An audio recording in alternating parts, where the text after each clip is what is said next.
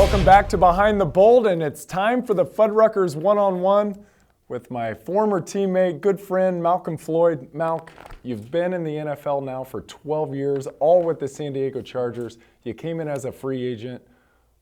What are you most proud about that you've been able to accomplish? First of all, just play with guys like you, you guys played at a high level for so long. You, Phillip, Gates, and just to play amongst guys like you is awesome. I mean, people think, I played 12 years. Okay, but to go to the Pro Bowl consistently and play at a high level, that's, like I said, that's sort of like Michael Jordan-ish. Just to play at a high level and be less than 1%, of guys in the league, it's just so hard to do that. And it's just been an honor playing with guys like you. You mentioned Antonio Gates, Phillip Rivers. Do you play for guys like them? Do they inspire you? Is Gates a guy that you look up to and seek wisdom from? Definitely. You just try to see what they do every day just to stay at the top, and you try to pick, what you might want to implement into your game and whatnot. And I think it's definitely paid off. I mean, I might not be as talented as them or you guys, Don't be so hard on you. You got, I'm just saying, you got unlimited talent. I'm just saying, it's so it. hard to go there to the Pro Bowl and just play at a high level. And I just wish I could have done that for you at least, while you were here, and it possibly could have helped out and helped us go further. All right, you said prior to the season that this is going to be your last. Yeah. How many times has Phillip Rivers begged you for one more season? How many times? I don't know. I didn't count, but hey, I just feel bad because we came in together, and I love him to death. But I think it's what's best for me and my family. And we planned it 3 years ago. So I know I'm still running pretty good, but it's just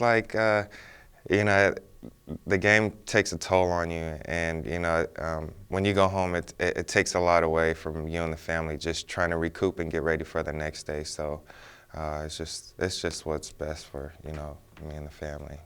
Have your kids taught you anything that's helped you to become the player you are in the NFL today? Yeah. Well, yeah, you don't want to make a mistake out there because they'll call it out, especially my oldest. So that kind of pushes you, you try not to lose battles out there because he's watching, and they're all watching. It's sort of different from, when you get the call from mom, what happened, you got your son there watching and you want him to be the best, he can.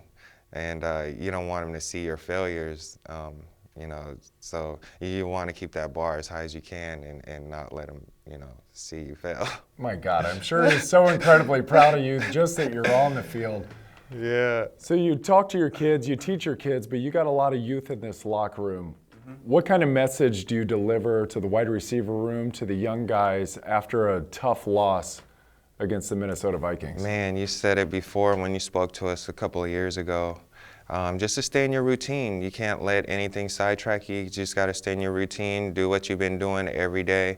Because this game is a game of inches. Just small mistakes, can contribute to a loss. So you just stay in your routine. You're here for a reason. You're here because you're a great athlete and a specimen. So you just got to stay on top of your game and not get sidetracked.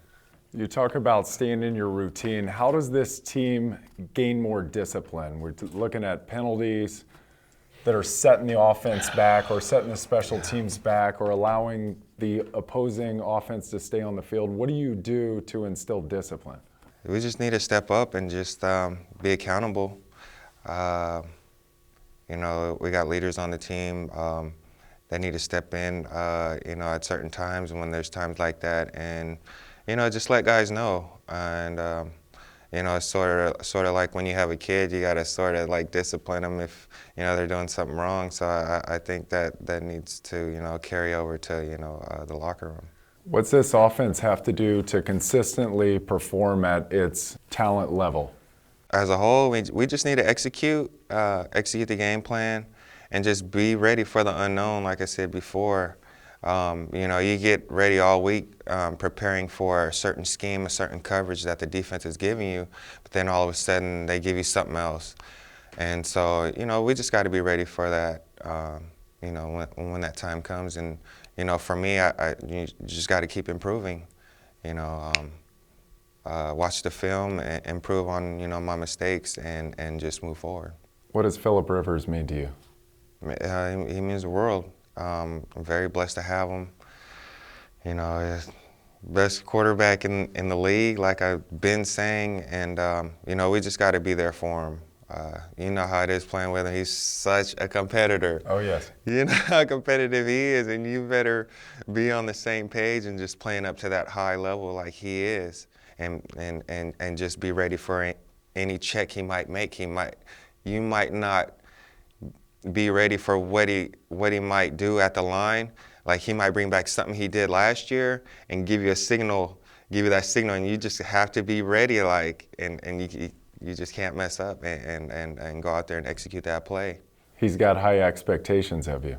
Oh yes, that's what it is. High expectations, just years of playing, and it was cool. We went through two different offenses, so he'll bring back a signal we used in the last offense, and yeah, it's crazy how fast it clicks when you're in a game situation and everything's important. What's it do to you? How does it affect you when you see Philip getting beat up the way he did in Minnesota? 4 sacks, 12 hits, even the long one that he threw to you, he got rocked after that. Dang, I didn't see that. Yeah. I didn't know he got rocked, but I don't like my quarterback getting hit. I don't like. He's like my brother. Like I don't like him getting hit, and if somebody's talking mess to him, like I have to go over there and just man, don't talk to my QB like that. Like I just flipped the switch. Like I'm not the cool guy no more. Like don't do that to my QB. You're not the nice Malcolm. No, don't do that. Yeah. What's this team have to do to beat Cleveland? We have to improve off of last week, of course, and not make crucial mistakes, penalties, turnovers, and just prepare, a lot better this week at practice, like I said, with a sense of urgency and knowing that, we have to win this next one. And, we just have to get out this funk.